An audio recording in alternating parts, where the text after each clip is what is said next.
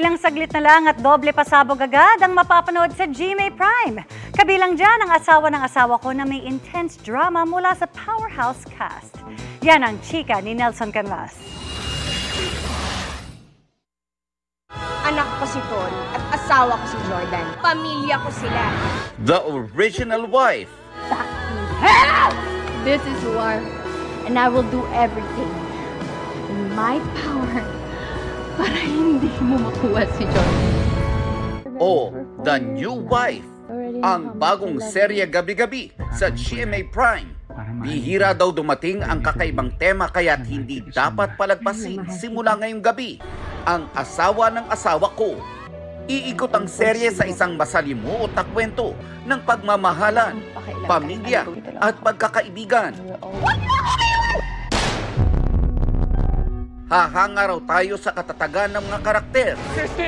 Lalo na ni Christy, played by Jasmine Curtis Smith, na kung sa totoong buhay daw nangyari, ay maaaring give up na ang kahit sino. I've never portrayed anything like her in terms of experiencing strength ng pagkababae. So, nabibigla ako and para bang nangangapa a lot, but in a good way. Gusto mo lang sabihin na patay na asawa ko? Bago naman para kay Rayber Cruz ang ganito ka-intense na mga emosyon na kailangan sa kanyang karakter na si Jordan. Maraming personal matters si Jordan na hindi naman nangyayari pa sa akin ever. Kaya yung emotional journey talagang tinrabaho namin. Ako lalo na sa akin kasi bubbly ako na tao. Like, I'm a very light person. Alam mo naman yun kay Nelson na masiyahin na tao. So, challenging for me yung bigat na dinadala ni Jordan. Malaking tulong naman sa paghahanda ni Lisel Lopez ang pagganap niya noon bilang si Sandra sa Voltes 5. Asawa niya na ako. Lalo't maraming emotional roller coaster ang pagganap niya bilang si Shaira.